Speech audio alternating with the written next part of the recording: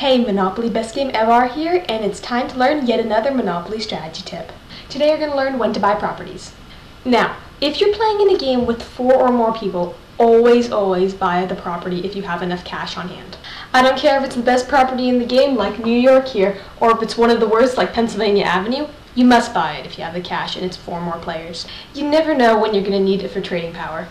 3 circumstances when you're going to question whether or not to buy a property are if you don't have enough cash for it, if there are a lot of houses being developed and you're going to have to pay high rents, or if you have a very good group and you're planning on buying houses for it with the same money. So let's say you don't have enough cash on hand and you're going to have to mortgage some properties to buy a property. What should you mortgage for? If no other player owns a property in that color group, it gives you a second or third property in that color group. It blocks an opponent from getting a complete color group, or if it's an orange property. But if it's a red or light blue property and you only have to mortgage a little bit for it, I really highly suggest getting those as well because those are also very good groups. So then, when do you not need to buy?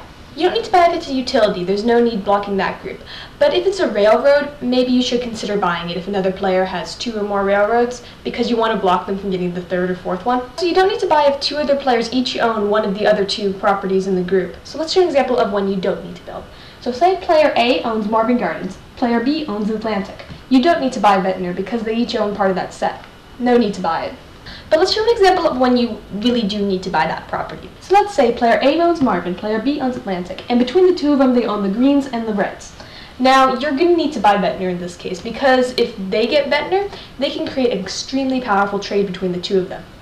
Now, all these tips are for games with 4 or more players, but what if you're playing with less than that? Now, if you're playing with 2 or 3 players, you don't necessarily need to be buying the greens and the dark blues, because you have way less money in those games, and buying a $300 property or a $400 property, well, that's going to take away a lot of cash that could be spent on a property that you're much more likely to be able to develop in this low cash game, such as the oranges, the reds, light blues, etc.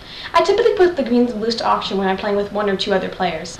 If they're a smart player, they won't really pay more than $200 for it, which is fine. I'm more than willing to pay $200 for one of the greens, or maybe $300 for one of the dark blues. But if they don't know the ropes and they're always following the rule build everything, they'll gladly pay the face value for it, which will have them strapped for cash later, and you'll be able to develop on your fabulous lower rent property. But in general, when you're playing with former players, buy everything. You never know when it's going to come in handy for a trade.